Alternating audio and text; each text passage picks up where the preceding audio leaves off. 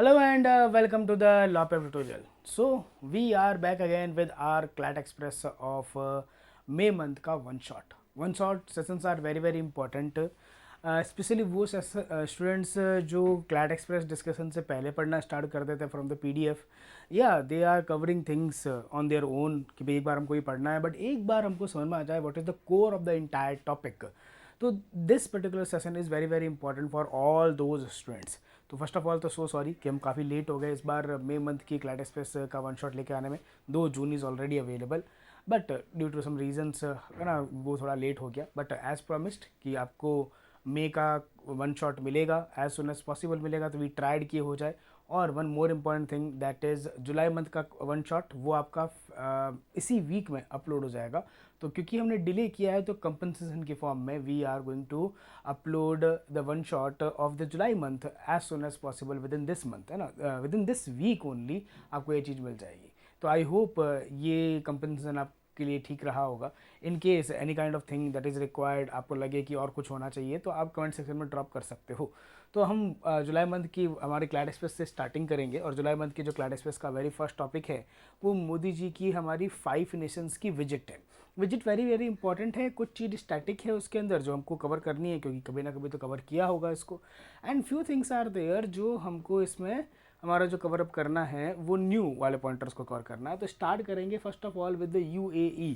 Modi ji 5 nations गए थे और UAE is the first stop जहाँ वो गए थे और कुछ चीज़ें डिस्कस की थी. कुछ की इंपॉर्टेंट आउटकम्स हमने या एग्रीमेंट्स हमने साइन किए थे. तो वो सब हमको यहाँ पर डिटेल में कवर अप करना है.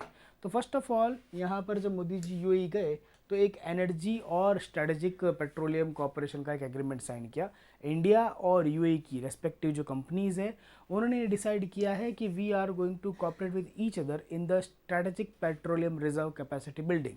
जिसमें प्रपोजल ये रखा है कि UAE की जो कंपनी है वो इंडिया के अंदर जो इंडिया की स्ट्रेटेजिक पेट्रोलियम रिजर्व है वहाँ 30 मिलियन बैरल्स जो है ऑयल को स्टोर करेगी.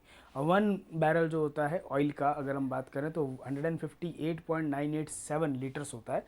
तो इतना ऑयल जो है यहाँ पर हमारा इंडिया के अंदर UAE स्टोर करेगा. एंड काउंटर पार्ट हम भी एक चीज़ डिस्कस कर रहे हैं कि वी वांट टू स्टोर या फिर establish our oversea strategic petrol reserve, यानी कि हम ऑयल परचेज करेंगे जरूर UAE से, लेकिन वो इंडिया नहीं आएगा, वो UAE के अंदर ही रहेगा. ये एक एग्रीमेंट हमने साइन किया है with the UAE as of now. ये प्रपोजल चल रहा है इस वाले पॉइंट का, ये ऑलरेडी साइन हो चुका है हमारा. तो ये क्यों किया, what is the reason. The basic thing is कि UAE अगर अपना ऑयल इंडिया में स्टोर करेगा तो कल को अगर स्ट्रेट ऑफ हार्मुज का कोई क्राइसिस वगैरह हो गया तो एज सून एज पॉसिबल उसको ये सोचने की रिक्वायरमेंट नहीं है कि भाई स्ट्रेट ऑफ हार्मुज पे अब कैसे निकालूँ अपने ऑयल टैंकर्स को.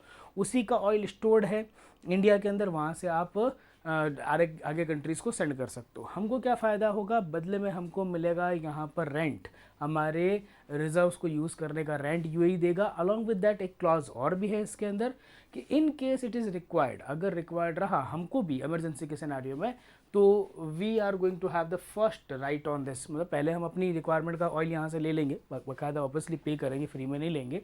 बट हमको ये सोचने की रिक्वायरमेंट नहीं है कि हॉर्मुज पर अब जो ऑयल है वह तो आना मुश्किल हो गया तो कैसे आएगा. अपनी रिक्वायरमेंट का ऑयल हम इन ओवरऑल रिजर्व से ले सकते हैं. और अगर यहाँ अवेलेबल रहेगा ओवरसीज़ फैसिलिटी में तो हमारी capacity of the strategic petroleum reserve अभी थोड़ी लेस है, लिमिटेड है. तो रातों रात तो इंक्रीज़ या डबल या ट्रिपल तो नहीं हो सकती, लेकिन UAE में स्टोर रहेगा तो वहाँ से यहाँ लाना थोड़ा इजी रहेगा, क्योंकि ये जो प्लेस है जहाँ ये स्टोर होने वाला है ये स्ट्रेट ऑफ हार्मुज में नहीं आता है, तो ज़्यादा इम्पैक्ट भी देखने को नहीं मिलेगा. That is a good deal. फिर एक डील साइन किया है रिगार्डिंग द LPG ऑल्सो, लेकिन कितना LPG एनुअल बेसिस पे लेंगे इस चीज़ को लेकर के कोई डिस्कशन नहीं हुआ है. बस ये कहा है कि we are going to cooperate with each other in the LPG sector also.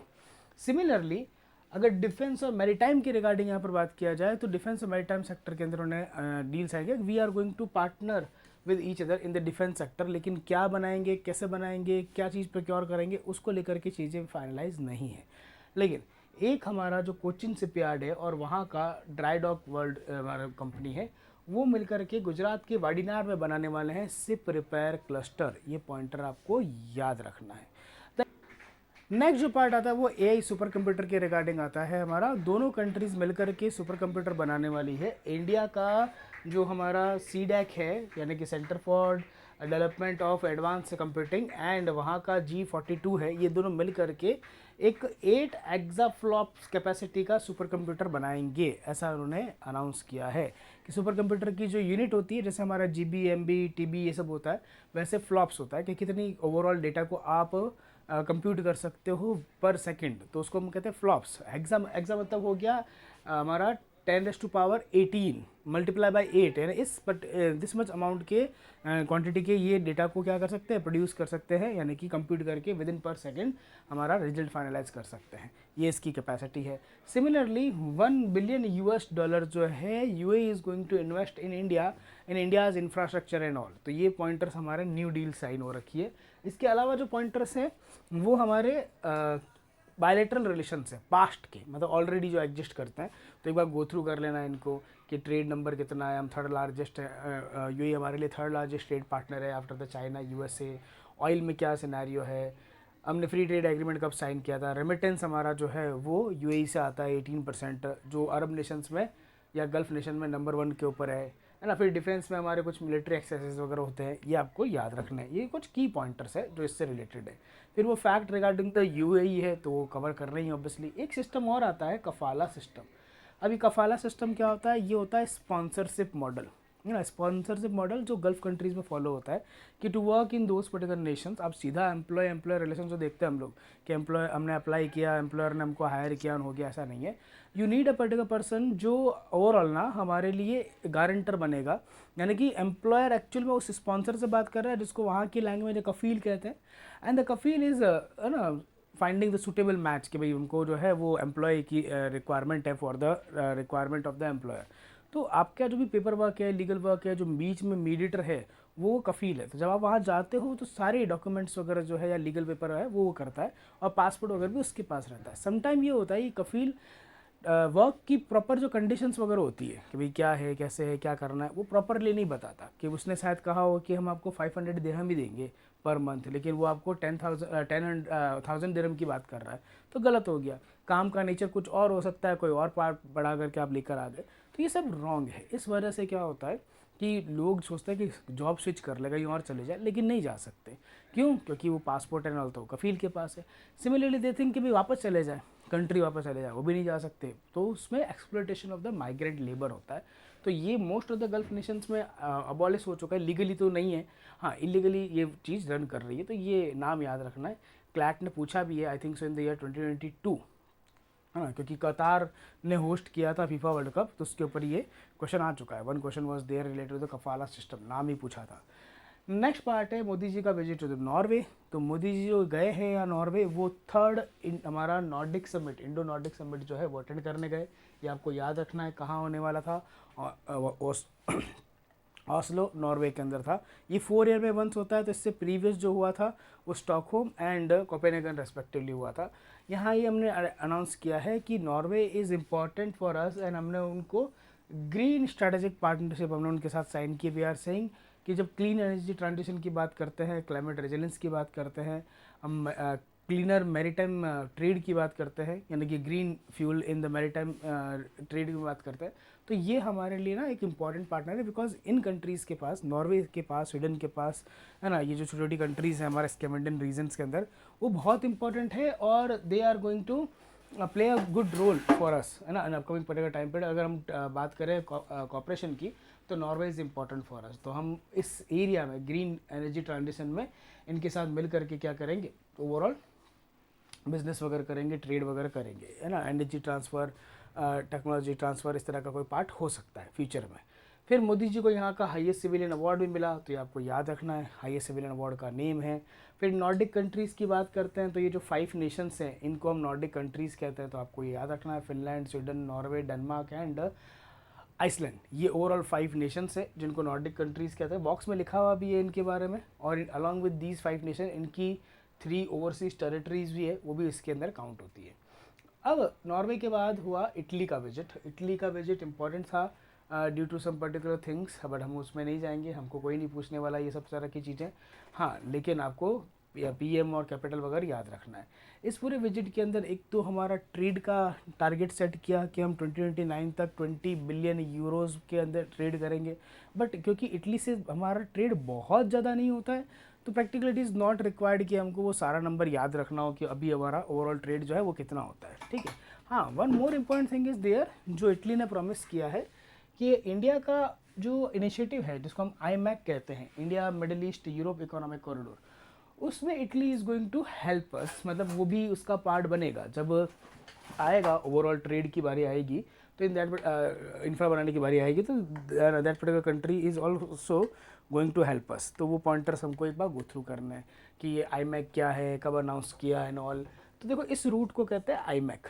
G20 का एक समिट हुआ था हमारा जो हमने होस्ट किया था 2023 के अंदर, तो to reduce our dependency majorly on the Red Sea region to reach the Europe, है ना, और फाइंडिंग एन अल्टरनेटिव जिसके through we can reach Europe. अभी हमारे पास जो ऑप्शन था वो INSTC था, लेकिन by chancely due to any reason अगर INSTC से थ्रू पहुंचना पॉसिबल नहीं हो पाए तो how we can reach Europe, उसके लिए हमने एक रूट बनाया था जिसका नाम था IMEC, India middle east Europe economic corridor, कि इंडिया से UAE फिर वाया सऊदी अरेबिया इसराइल, ये हमारा मेडिटेरियन वाला रीजन आ गया, और गेटवे टू द यूरोप कौन बन गया, ग्रीस बन गया। तो ये प्रोजेक्ट को इटली इज सेइंग कि we are going to support, अगर यहाँ तक आप पहुँचेंगे तो अपने एरिया का जो इंफ्रा है वो इसी के थ्रू, इन्वेस्टमेंट के थ्रू और आगे बढ़ाएंगे। Like it is like BRI, जैसे चाइना लेकर आया था to reach the Europe belt and road initiative, वैसे ये इंडिया का इनिशिएटिव है ना, जिसमें बाकी सारी कंट्रीज़ कोलैबोरेट करके इस तरह का इंफ्रा बनाएंगी। तो इटली इज सेइंग कि we are going to cooperate with you in this particular initiative, हम करेंगे आपकी हेल्प जब यहाँ तक आप पहुँच जाएंगे। एज ऑफ नाउ इसमें कुछ भी नहीं बना है फिलहाल के लिए, बस ये आइडिया ही है, क्योंकि already some issues are going on Saudi Arabia UAE के बीच में, फंडिंग का इशू भी है, बिकॉज लाइक चाइना हम इसको फंड नहीं कर रहे हैं ना, कि भाई आप नहीं बना सकते कोई बात नहीं, हमसे पैसा ले लो, ऐसा कोई पार्ट नहीं है। तो ये कोलैबोरेशन के थ्रू बनेगा, है ना। तो फ्यूचर में देखते हैं इसको आगे क्या होता है। फिर नेक्स्ट पार्ट है एक स्टूडेंट एक्सचेंज प्रोग्राम जिसका नाम रखा है इटली कॉल्स इंडिया प्रोग्राम, कि इंडिया के जो स्टूडेंट्स हैं वो इटली जा सकते हैं, वहाँ पर इंटर्नशिप्स कर सकते हैं, एम्प्लॉयमेंट अपॉर्चुनिटीज ढूंढ सकते हैं, है ना। They are going to give us visa for that particular thing under this programme. फिर एक कल्चरल कॉपरेशन का पार्ट है कि we declared year 2027 as a year of culture and tourism, है ना, ये आपको याद रखना, ईयर 2027 को डिक्लेयर किया है। और मोदी जी को यहाँ भी एक अवार्ड मिला, दैट इज़ एग्रीकोला। बट ये जो अवार्ड है ये इटली का हाईएस्ट सिविलियन अवार्ड नहीं है, ये एक ग्रुप है जिसका नाम है हमारा FAO, food and agriculture organisation, इसका ये अवार्ड है एग्रीकोला। तो मोदी जी को ये अवार्ड मिला है for India's contribution in the world food programme, ठीक है ना। तो ये पॉइंटर्स आपको इसमें याद रखना है अच्छे से, बाकी सब ओल्ड पॉइंटर्स है तो वो एक बार गो थ्रू कर लेना, स्टैटिक वाला पार्ट है हमारा। उसके बाद एक जगह और गए मोदी जी, जो वन ऑफ द 7th जो वंडर है हमारे वर्ल्ड के, उसमें से वन ऑफ द वंडर है कोलोजियम। ये क्या है, एक एम्पी थिएटर है और बहुत हिस्टोरिक है। पास्ट में इसको फिलिपिन डायनेस्टी ने बनाया था, किंग वगैरह के नाम याद करने की रिक्वायरमेंट नहीं है, बहुत डीप नहीं पूछेगा। बट इम्पॉर्टेंट ये है कि ये जो अभी as of now 7 wonders of the world है उसका ये पार्ट है, और यहाँ मोदी जी गए थे। तो इटली रोम में एग्जिस्ट करता है, नाम कोलोजियम है, और ऐसा ही एक एम्पी थिएटर यहाँ भी एग्जिस्ट करता है इंडिया में, जिसको कोलोजियम ऑफ ईस्ट कहते हैं, रंगघर आसाम के अंदर, है ना। जो इंडिया में अहोम डायनेस्टी हुआ करती थी उसने इसको बिल्ड किया था। तो ये पॉइंटर आपको अच्छे से याद रख लेना, ठीक है। तो ये हो गया इटली वाला पर्टिकुलर विजिट। इटली के बाद इंपॉर्टेंट आता है हमारे पास में नीदरलैंड्स। तो नीदरलैंड वाले विजिट के अंदर बात किया जाए तो मोदी जी नीदरलैंड्स गए तो वहाँ से कुछ हिस्टोरिकल थिंग्स भी वापस लेकर आए, और सिमिलरली वहाँ एक डैम एग्जिस्ट करता है जिसकी टैग फ्यूचर में हम लोग जो है शायद नीदरलैंड्स के साथ, नीदरलैंड हमारे साथ में शेयर करें and we can complete our project, तो उसके बारे में भी डिस्कशन करेंगे। तो नीदरलैंड्स की बात करें तो अगर आप FDI सोर्सेज की बात करें तो FDI सोर्सेज में नीदरलैंड्स हमारे लिए 4th प्लेस पर आता है ना। ये पॉइंटर आपको याद रखना है कि नीदरलैंड्स कौन से प्लेस के ऊपर है, 4th प्लेस के ऊपर हमारा नीदरलैंड्स एग्जिस्ट करता है। नंबर 1 पे कौन है फटाफट से मेरे को एक बार कमेंट सेक्शन में बता दो। नेक्स्ट है सेमीकंडक्टर, दैट इज़ इम्पॉर्टेंट, जिसके ऊपर क्वेश्चन एग्जाम में आ सकते हैं। गुजरात के धुलेरा के अंदर दोनों कंट्रीज मिलकर के एक सेमीकंडक्टर प्लांट बनाएंगे, इंडिया की Tata electronics and ASML of Netherlands, ये मिलकर के इसको मैन्युफैक्चर करने वाले हैं। फिर वंस अगेन इस तरह का एक हमारा वही स्टूडेंट कोलैबोरेशन प्रोग्राम है, नाम रखा है ब्रेन ब्रिज, जिसमें इंडिया और वहाँ की यूनिवर्सिटीज़ मिल करके जॉइंट रिसर्च करेंगे। एक इम्पॉर्टेंट पार्ट आता है रिगार्डिंग द हिस्ट्री। तो पास्ट में जैसे ब्रिटिश ईस्ट इंडिया कंपनी हुआ करती थी, वैसे एक डच ईस्ट इंडिया कंपनी भी हुआ करती थी। वो यहाँ पर रूल करते थे, है ना, और वहाँ पे ही एक पर्टिकुलर मोनेस्ट्री थी जो इस रीजन में थी। तो वो कभी वहाँ से कोई मोनेस्ट्री वहाँ पर वर्क करती थी, वो कुछ हिस्टोरिकल मोन्यूमेंट्स अपने साथ लेके गई, कुछ इंस्क्रिप्शंस अपने साथ लेके गई। मोदी जी जब गए थे तो एज ए हिस्टोरिकल इम्पोर्टेंस, क्योंकि वो इम्पोर्टेंट है, एक पीरियड के बारे में बात कर रहे हैं, तो they simply give that particular inscription to Modi ji कि भाई ये आपकी कंट्री का हिस्ट्री का पार्ट है ना, इसको प्लीज़ आप अपने साथ लेकर जाएं। हमको उनके कुछ की पॉइंटर्स याद रखना है। सबसे पहले उन इंस्क्रिप्शन को कहते क्या है, अनाई मंगलम कॉपर प्लेट्स, है ना। वो इंडिया से नीदरलैंड्स कैसे पहुंची, तो यहाँ पर एक हमारा डच मिशनरी हुआ करती थी, वो लेकर गए थे यहाँ पर 1700 के around. Year is not important. Overall 21 plates है लार्ज, 3 है स्मॉलर, और जो मेजर लार्ज प्लेट्स है उसके अंदर हमको 3 डायनेस्टीज़ के बारे में पता चलती है कि इस एरिया में 3 dynasty were there, Cheras, Pandyas and Cholas, है ना। इसमें हर एक का जो सिंबल है, जो एम्बलम है वो दे रखा था, तो वो आपको याद रखना है, इंपॉर्टेंट है। जो स्मॉलर सीट्स है वो किसके बारे में बात कर रहा है, one of the Chola king थे, उनके बारे में बात कर रहा है, but it is not that much important. Inscription में एक इंपॉर्टेंट बात और पता लगती है हमको, वो है कि once upon a time Indonesia के अंदर एक श्रीविजय किंगडम हुआ करता था, जिसके किंग हुआ करते थे। उन्होंने इंडिया के अंदर एक बुद्धिस्ट मॉनेस्ट्री बनाई थी, है ना। यानी कि ये बता रहा है स्प्रेड ऑफ बुद्धिज़्म कि इंडिया से जो स्टार्ट हुआ वो इंडोनेशिया तक गया, और क्योंकि इंडिया इज़ अ ना बर्थ प्लेस ऑफ बुद्धिज़्म, तो वहाँ इंडोनेशिया के किसी पर्टिकुलर किंग ने इंडिया के अंदर मॉनेस्ट्री बनवाया था, तो वो याद रखना है आपको, है ना। ये इंपॉर्टेंट पॉइंटर है। ये 2 लाइन नहीं पढ़नी है ना, रिपीटेशन ही है, ये ऊपर लिखा हुआ वो पार्ट आपको इसमें गो थ्रू कर लेना है ना। ये है नीदरलैंड्स वाला विजिट, छोटा सा पार्ट है, कोई ज़्यादा इंपॉर्टेंट वाला पार्ट है नहीं। हाँ, एक चीज़ और याद रखना, ये डैम ऑलरेडी एग्जिस्ट करता है इन नीदरलैंड्स, और ऐसा ही एक डैम हमारे यहाँ पर भी बन रहा है। ये क्या है कि सर नीदरलैंड्स के अंदर ना हमने एक बैरियर डैम बना करके ये ट्राई किया कि जो फ्रेश वाटर रिवर्स है, जब वो जाकर के सी में मिल जाता है तो बार्किस वाटर में कन्वर्ट हो जाता है। तो हाउ वी कैन इंश्योर कि ये वाटर इस तरह से मिले नहीं, फर्स्ट ऑफ ऑल तो फ्रेश वाटर बार्किस वाटर में नहीं मिले, और हाउ वी कैन इंश्योर कि ये जो हमारा ओवरऑल सलाइन वाटर है उसको यूज़ करके हम फ्रेश वाटर में कन्वर्ट कर सकें। ऐसी टेक्नोलॉजी ऑलरेडी इस डैम के थ्रू नीदरलैंड्स ईयर से यूज़ कर रहा है। एग्जैक्ट ऐसा ही एक प्रोजेक्ट हम कच्छ वाला रीजन जो है, गुजरात कच्छ वाला जो रीजन है, वहाँ पर ट्राई कर रहे हैं। लेकिन द मेन कंसर्न इज वो टेक्नोलॉजिकल जो हेल्प रिक्वायर्ड है वो नहीं हो पा रहा है। हो सकता है फ्यूचर में ऐसा डील साइन हो जाए कि यहाँ का टेक्निकल एक्सपर्टीज़ हमको मिले और we can build world's largest fresh water reservoir, है ना, जो ओवरऑल फ्रेश वाटर का जो स्टोरेज बनाएगा और फ्लड कंट्रोल भी करेगा उस दिस इंटायर रीजन, क्योंकि obviously high tide low tides आते रहते हैं तो उसका इम्पैक्ट भी आएगा। तो ये एक काइंड ऑफ कोलेब्रेशन हो सकता है आने वाले टाइम पीरियड में। स्वीडन की विजिट तो बहुत छोटी सी थी ना, इसके अंदर 2-4 इंपॉर्टेंट पॉइंट्स है, और सबसे इम्पोर्टेंट पार्ट है यहाँ पर हमारा जो हाईएस्ट अवार्ड मिला है। अब ये 31st अवार्ड है मोदी जी का, एंड जिस मंथ में हम डिस्कस कर रहे हैं एज ऑफ नाउ इसको, जुलाई मंथ में, जुलाई 2026 में, अब तक मोदी जी को 35 अवार्ड मिल चुके हैं, जो जुलाई की क्लाइड एक्सप्रेस के सेकंड टॉपिक में दे भी रखा है, तो we will cover that particular part. तो आपको ये याद रखना है, मोदी जी को स्वीडन का हाईएस्ट सिविलियन अवार्ड मिला है, जो उनका 31st अवार्ड था। फिर एक पार्ट और आता है regarding the technology sharing programme, जिसको हमने नाम दिया है India Sweden technology and AI corridor. ये इन दोनों के बीच में साइन हुआ है ना। तो these are the key pointers of the first topic, है ना, छोटा सा था, है ना। हमने जो की पॉइंटर्स थे वो कवर कर लिए हैं। आई थिंक सो क्लियर होगा। कोई डाउट आ जाए तो ड्रॉप कर देना, ताकि टीम बाद में उसको रिजॉल्व कर ले। अगला पार्ट है यूएई एग्जिट फ्रॉम ओपेक। अब ये इंपॉर्टेंट टॉपिक है, और इसको लेकर के फर्दर डेवलपमेंट भी होने के चांसेस है, आगे फ्यूचर में हो भी सकते हैं। एक तो जुलाई मंथ की क्लाइड एक्सप्रेस के वेरी फर्स्ट टॉपिक में हो भी गया है, that is USA and Saudi Arabia का 1 to 3 सिविल न्यूक्लियर एग्रीमेंट। तो this topic is very very important. तो 1960 में एक ओपेक नाम का बॉडी बना था to regulate the supply of the petrol, यानी कि crude oil majorly, so that they can manage the prices also.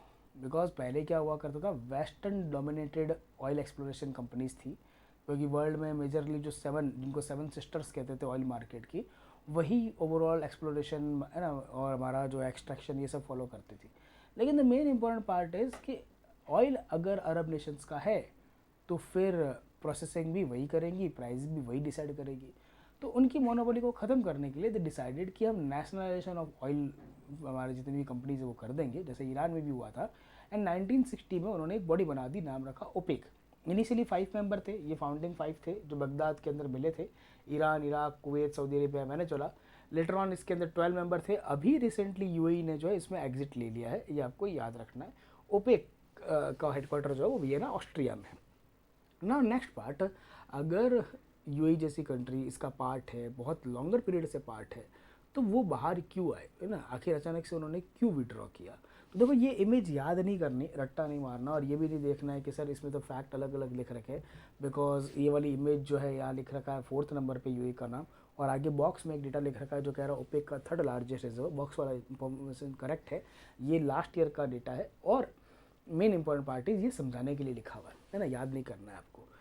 ये कह रहा है कि आप ओपेक ने कैसे डिसाइड किया कि we are going to regulate the oil supply in all. तो ओपेक ने डिसाइड किया ये चीज़ by limiting each and every country through a quota system, कि भैया हम लोग जितना ऑयल प्रोड्यूस करेंगे उसकी एक लिमिट रहेगी पर डे बेसिस पे, और ये लिमिट्स के नंबर लिख रखा है, याद नहीं करना।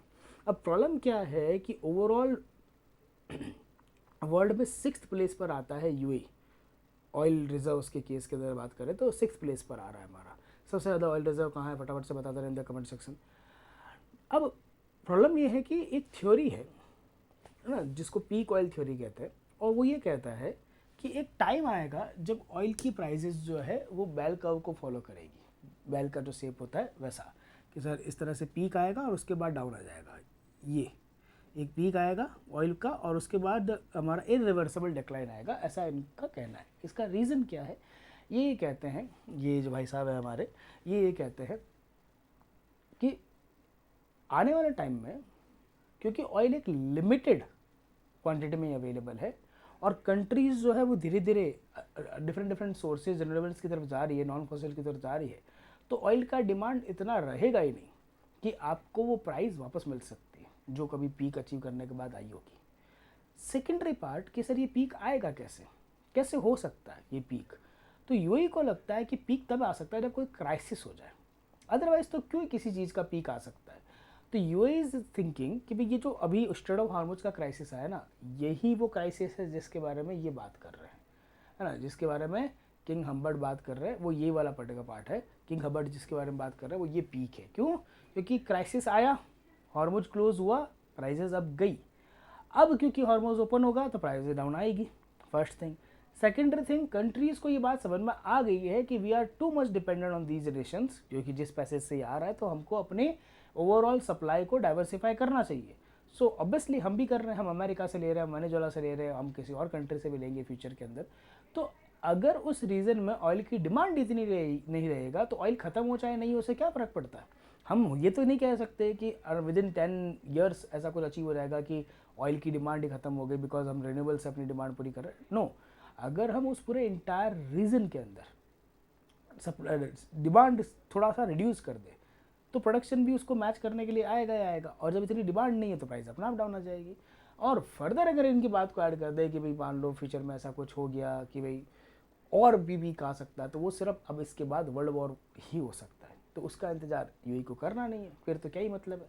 तो यहाँ यूएई को लगता है कि देखो, एक तो ये पीक की जो बात कर रहा था वो ये है, दूसरा पर्टिकुलर रीज़न यहाँ पर है कि यूएई कह रहा है मेरी कैपेसिटी ज़्यादा है, पर डे बेसिस पे माई गोल इज़ कि मैं 5 मिलियन बैरल्स प्रोड्यूस करूँगा। अभी जो अराउंड इस डेटा के अकॉर्डिंग जाए तो 3 to 4 मिलियन ही कर रहा है, ये कम है, उसकी कैपेसिटी ज़्यादा है। वो ये सोचता है कि मैं अगर अपना प्रोडक्शन अभी इंक्रीज़ कर दूँ as of now in this particular crisis situation, तो मैं इस पीक का बेनिफिट उठा लूँगा कि भाई प्राइजेज अप होगी, ज़्यादा रेवेन्यू आएगा, and I will use that particular money to divert in different thing, यानी अपने रिसोर्सेज को डाइवर्सिफाई करने में, एआई के अंदर, मशीन लर्निंग में, न्यूक्लियर टेक के अंदर। बिकॉज इंटायर गल्फ नेशन के अंदर अगर ओनली सोर्स ऑफ इनकम अगर ऑयल ही रहेगा तो हाल वही होंगे जो वेनेजुएला के हुए थे। बिकॉज वर्ल्ड में जिसके पास लार्जेस्ट ऑयल रिजर्व है वो इकोनॉमिकली इतना वीक कैसे हो सकता है, प्रैक्टिकली नॉट पॉसिबल। तो यूएई को ये लग रहा है कि देखो हम ना डाइवर्सिफाई करना चाहते हैं अपने रिसोर्सेज को, और ये अच्छा टाइम है क्योंकि मेरे को इसके बदले में ज़्यादा पैसे मिलेंगे, और जब पैसा अच्छा मिलेगा तो फिर ऑब्वियसली मैं उसको यूज़ करूँगा। तो ये इसके रीजन्स है। सबसे पहला प्रोडक्शन कोटा का जो लिमिटेशन है वो इसको फॉलो नहीं कर रहा है, बिकॉज वो चाहता है कि मैं एक्स्ट्रा इसको प्रोड्यूस करूँ। और अगर ये होगा तो पीक डिमांड फेज़ के अंदर उसके पास पैसा ज़्यादा आएगा, तो वो एनर्जी शिफ्ट इजीली कर पाएगा और अपने नेशनल इंटरेस्ट के अंदर इसको यूज़ कर सकता है। एक पार्ट और है कि ओपेक के अंदर भी टेंशन्स है। मेजरली ओपेक की 2 कंट्रीज़ जिसको हम सऊदी अरेबिया भी कहते हैं और एक यूएई खुद, इनके बीच में भी इश्यूज़ है। Because I think so Jain या मार्च की क्लैडस्पेस में एक टॉपिक है, फिर भी क्लैडस्पेस चेक कर लेना।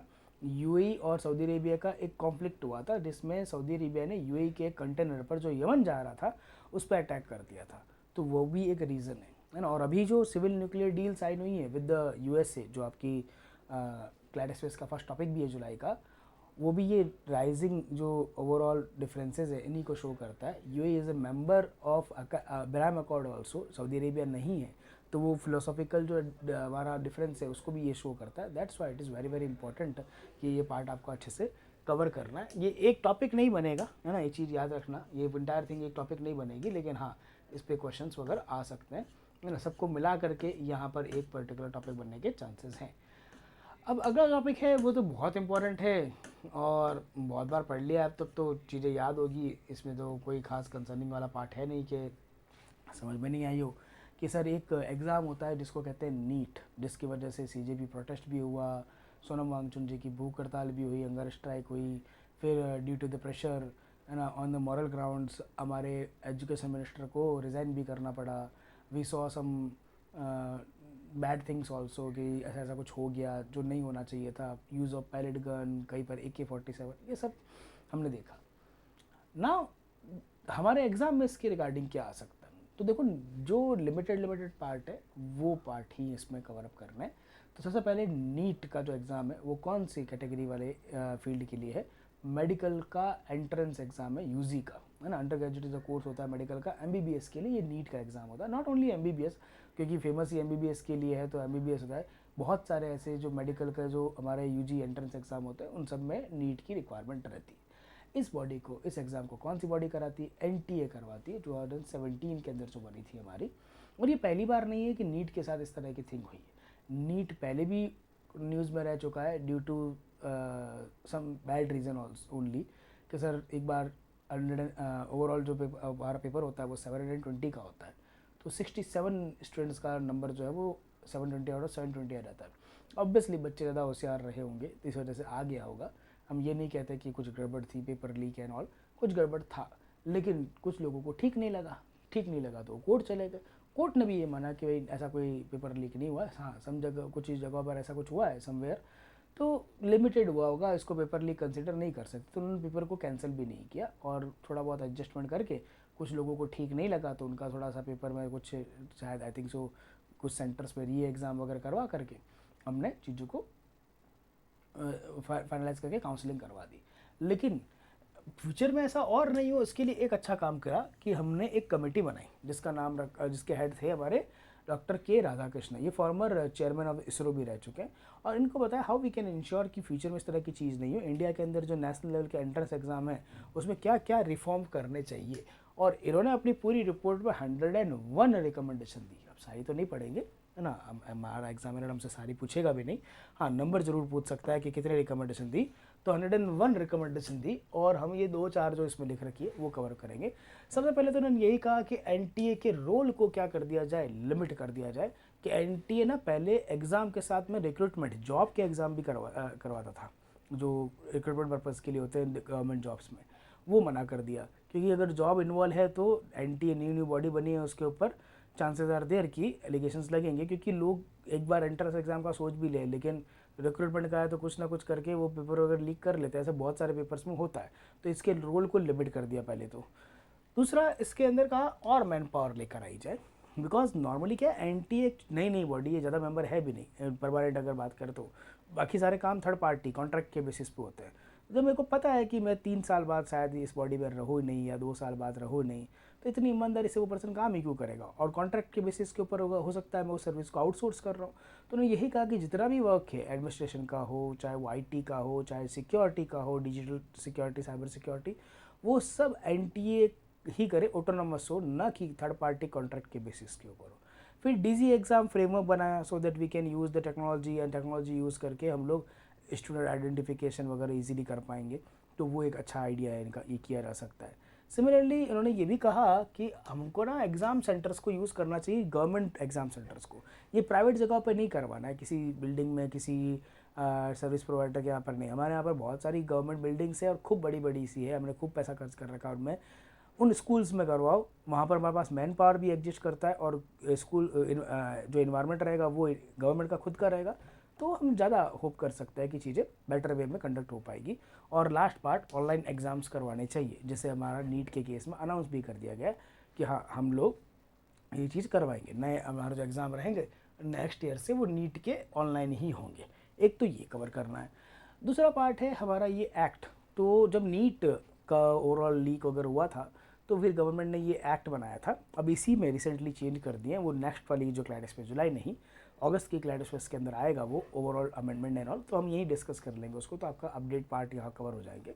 तो पेपर लीक, ऑर्गेनाइज क्राइम, इस तरह की जो चीटिंग्स वगैरह होती है उसको रोकने के लिए हम एक्ट लेकर आए, public examination prevention of unfair means act 2024, उसी में अभी 2026 में अमेंडमेंट किया जुलाई के अंदर, और एक्ट के अंदर कुछ पनिशमेंट लिख दी कि फ्यू इंडिविजुअल पर्सन है तो 3 to 10 ईयर्स का उसमें पनिशमेंट रहेगा, अब उसको 5 ईयर से 10 ईयर कर दिया है, अप टू 1 करोड़ का फाइन वगैरह रहेगा, ये ऐड किया। सर्विस प्रोवाइडर के लिए 1 करोड़ रहेगा, और वो 4 ईयर तक का जो है ओवरऑल हमारा एग्ज़ाम नहीं कंडक्ट करवा पाएंगे, अब 4 ईयर को 8 ईयर कर दिया है। अगर कोई ऑर्गेनाइज क्राइम रहेगा है ना, तो प्रॉपर्टी भी सीज हो सकती है। ये सब इसके अंदर प्रोविजंस ऐड कर रखे हैं, ये आपको लर्न करना है, फैक्ट है, जैसे लिख रखा है एग्जैक्टली वैसे ही कवर अप करना है ना, इससे ज़्यादा कुछ भी नहीं। हाँ, अलॉन्ग विद दैट एक दो चीज़ें और है, वो हमारी ये स्कीम है इन द एजुकेशन सेक्टर, तो वो आपको गो थ्रू करनी है कि PM श्री स्कूल है, नई नहीं है, ओल्ड स्कीम है, तो इतना डीप जाने की रिक्वायरमेंट नहीं है कि बहुत ज़्यादा डीप जा करके आप करो। 2022 के अंदर ये स्कीम आई थी, तो टू मच डीप नहीं जाना। एक तो PM श्री की फुल फॉर्म याद रखनी है, तो PM school for rising India. हमने कितनी स्कूल आइडेंटिफाई की, अराउंड 14,500 स्कूल्स। क्या करना था, एग्जिस्टिंग स्कूल्स का, गवर्नमेंट स्कूल्स का इंफ्रा हमको बाकी जो स्कूल्स हैं इंडिया की मॉडल स्कूल्स जैसे कि KV स्कूल्स और जवाहर नवोदय विद्यालय, इनके इक्विवेलेंट करना था। तो rather than building new one जो एग्जिस्ट करती है उसी को हम इंक्रीज थोड़ा अच्छा सा अपडेट करना चाहते हैं। That is a scheme known as PM Shri scheme, ठीक है ना। तो ये बाकी और इनिशिएटिव्स है हमारे, सारे कवर करने की रिक्वायरमेंट नहीं है, यहाँ से कवर करना एक तो उल्लास वाला इनिशिएटिव और एक निपुण भारत का initiative, these two are very very important.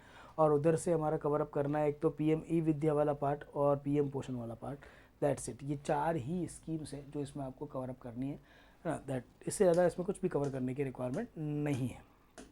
चलो नेक्स्ट पार्ट चलेंगे। अब ये भूतसाला वाला टॉपिक है, थोड़ा सा ध्यान से सुनते रहना, बाकी फैक्ट है इसके अंदर वो हम कवर कर लेंगे, है ना। ये जो ओवरऑल डिस्प्यूट है, ये डिस्प्यूट फर्स्ट ऑफ ऑल तो जो बाबरी मस्जिद राम जन्मभूमि का केस था उसके जैसा नहीं है, टाइटल डिस्प्यूट नहीं है। ये मध्य प्रदेश हाई कोर्ट ने भी क्लियर बोल दिया है कि भाई ये वाला जो ओवरऑल झगड़ा है, लड़ाई झगड़ा जो भी है, वो आप ये क्लेम नहीं कर रहे हो, यहाँ पर खुद ही पार्टीज ये क्लेम नहीं कर रही है कि ये वाला प्लेस पहले मॉस्क था, है ना, या फिर ये वाला प्लेस पहले टेम्पल था। डिस्प्यूट है प्रेयर राइट्स को लेकर के कि यहाँ प्रेयर कौन करेगा। अब ऐसा क्यों हुआ, प्रेयर राइट्स को लेकर के किस बात का डिस्प्यूट है कि sir once upon a time, ये जो पीछे वाला स्ट्रक्चर है ये वाला हमारा, ये राजा भोज ने बनवाया था, है ना, एज ए संस्कृत स्कूल और टेम्पल, क्योंकि यहाँ संस्कृत पढ़ाई जाती थी, इसके एविडेंसेस मिलते हैं। और आज भी स्कूल्स के अंदर ऑब्वियसली प्रेयर वगैरह होती है, तो हम एक आइडल या फिर एक तस्वीर लगा करके पूजा करते हैं। तो यहाँ भी एक छोटा सा मंदिर एग्जिस्ट करता है, जिसकी मूर्ति यहाँ एग्जिस्ट नहीं करती, एक्चुअल में जो लगी हुई थी वो तो ब्रिटेन के अंदर एग्जिस्ट करती है, लंदन के म्यूज़ियम में एग्जिस्ट करती है, ब्रिटिशर्स ले गए थे अपने साथ में। लेकिन यहाँ पर इस तरह का एक स्ट्रक्चर था, ये आर्कियोलॉजिकल सर्वे ऑफ इंडिया और हिस्ट्री की बुक्स मानती है। नाउ ये स्कूल था एक संस्कृत स्कूल, ये इसके ऊपर जो इंस्क्रिप्शंस हैं, जो डिज़ाइंस हैं, वो खुद बताते हैं कि हाँ ये स्कूल था। और हिस्टोरियंस इस बात पे एग्री भी करते हैं कि वंस अपॉन अ टाइम राजा भोज ने इसको भोजशाला को बनवाया था। अब उसके बाद में यहाँ पर प्रेयर वगैरह भी होती होगी, ऑब्वियसली जब हम आज भी स्कूल जाते हैं तो प्रेयर वगैरह करते हैं, तो वहाँ भी प्रेयर वगैरह होती होगी। अराउंड इसके एस्टेब्लिशमेंट के 500 ईयर बाद में इस पूरे इंटायर रीजन में, ये मध्य प्रदेश के अंदर एक धार नाम का डिस्ट्रिक्ट है, वहाँ एग्जिस्ट करती है, एक किंग आया, है ना, खिलजी सेकंड, महमूद खिलजी सेकंड, वो किंग आया और उसका यहाँ पर रूल था। उसने ये जो बाहर स्ट्रक्चर दिख रहा है ये बनवाया, ये वाला जो स्ट्रक्चर दिख रहा है ये बनवाया। अब उनके साथ जो उनके सूफी सेंट आए थे उनके याद में बनवा दिया, उनके मेमोरी में। अब ये ना वंस अगेन वही वाला पार्ट है कि ये बना क्या, ये टेम्पल के स्ट्रक्चर को तोड़ के बना, है ना। यहाँ पर ये स्टैच्यू जो बन रखा है, ये हमारा स्ट्रक्चर जो बन रखा है, तो आर्कियोलॉजिकल सर्वे ऑफ इंडिया इस बात को लेकर के कुछ खास एविडेंस नहीं देता। वो कहता है कि तोड़ के नहीं बना, हाँ प्रमाइसेस सेम हो सकता है कि भाई इसी प्रमाइसेस के अंदर ये बना था, तो ये प्रमाइसेस वगैरह सेम हो सकता है, तोड़ के बना हो ये एविडेंस नहीं है ना। तो इस स्ट्रक्चर को चेंज किया गया और इसको तोड़ के बना, इस बात की गारंटी नहीं है। तो ये एक हमारा दरगाह हो गया जो बना था। अब हुआ क्या कि ब्रिटिश टाइम पीरियड के अंदर मुस्लिम्स अगर यहाँ पर कोई प्रेयर वगैरह करते होंगे तो मुस्लिम्स को ब्रिटिशर्स ने 1935 में एक राइट दे दिया कि आप प्रेयर अपने अंदर कर सकते हो, फ्राइडे की प्रेयर, है ना। क्योंकि दैट टाइम में भी ये ब्रिटिशर्स के कंट्रोल में था और यहाँ कोई प्रेयर वगैरह पूजा वगैरह कुछ भी नहीं हो रहा था, है ना। किसी के टाइम पीरियड में हुआ करता था जब राजा भोज का टाइम था या उन 500 के अंदर या उसके बाद भी हुआ करता होगा, लेकिन उसकी कोई क्लियर एविडेंसेस नहीं है और ना कोर्ट ने कुछ बोला। बट हाँ, मुस्लिम साइड ने कहा होगा कि भाई हम यहाँ प्रेयर करते हैं। तो ये कब से हुआ? 1935 से हुआ। 1935 के अंदर एक ऑर्डर पास हुआ था, ब्रिटिशर्स ने यहाँ प्रेयर के राइट दिए थे। ये नहीं कहा था कि ये वाला जो मॉन्यूमेंट है ये मॉस्क है, ये बात नहीं, तो बहुत साल आई है, ये तो सब मानते हैं। प्रेयर के राइट्स प्रोवाइड किए थे कि हाँ भाई यहाँ प्रेयर शायद नहीं पॉसिबल हो सकती इस वाले एरिया में, तो आप अंदर कर लो। फिर बाद में आफ्टर इंडिपेंडेंस अराउंड 2003 के आसपास में जो हिंदू पक्ष है, दूसरा पक्ष जो इस पूरे केस के अंदर है, वो आर्कियोलॉजी सर्वे ऑफ इंडिया के पास गया। उसने कहा कि देखो सर, हमको भी यहाँ प्रेयर राइट चाहिए क्योंकि अंदर कभी ना कभी तो टेम्पल था, इस बात को तो आप भी एग्री करते हो, तो हमको भी राइट्स चाहिए। तो एक सेपरेट डे पर प्रेयर के rights archaeology survey of India ने दूसरे साइड को भी दे दिया। तो यहाँ पर हिंदू पक्ष और मुस्लिम पक्ष डिफरेंट डे के ऊपर क्या कर रहे हैं? प्रेयर कर रहे हैं। नाउ क्या हुआ, 2023 के अंदर एक डिस्प्यूट स्टार्ट हुआ कि प्रेयर ओनली एक ही साइड करेगा जो हिस्टोरिकली करता आया है ना। यहाँ पर मुस्लिम्स को राइट नहीं होना चाहिए प्रेयर करने का। अब वो मुस्लिम्स वही वाला पुराना वाला पार्ट जो था 1935 का ऑर्डर लेकर चले गए कि sir once upon a time हमको ब्रिटिश ने राइट दिया था और इतने साल से कर ही रहे, आर्कियोलॉजी सर्वे ऑफ इंडिया की जो है नज़र में कर रहे हैं और वहाँ जो है हम नहीं हट सकते, हम नहीं हटेंगे। लेकिन जब मैटर कोर्ट गया तो कोर्ट ने इस बात को माना कि सर देखो ये था तो ओरिजिनली एक हमारा स्ट्रक्चर ही जहाँ बहुत साला एग्जिस्ट करता है, आर्कियोलॉजी सर्वे ऑफ इंडिया भी मानता है, और अंदर एक टेम्पल था भी था। तो इस वजह से यहाँ पर हिंदू पक्ष जो है हमारा ओवरऑल प्रेयर करेगा, मुस्लिम पक्ष को राइट नहीं होगा। बट क्योंकि ये टाइटल डिस्प्यूट नहीं है, कोई क्लेम नहीं कर रहा कि ये ज़मीन किसकी है एंड ऑल, तो ये स्ट्रक्चर जहाँ है जैसा है वैसा का वैसा ही रहेगा।